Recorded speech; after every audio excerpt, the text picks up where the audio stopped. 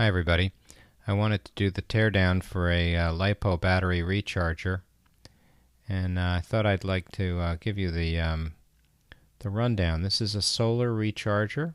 The LiPo battery is below the little circuit board.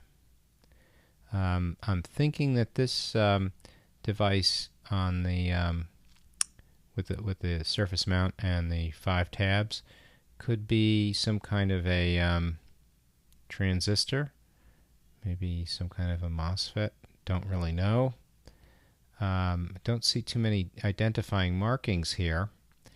I could almost reverse engineer the schematic, but without knowing the values of the components that are on the surface mount, it makes it rather difficult.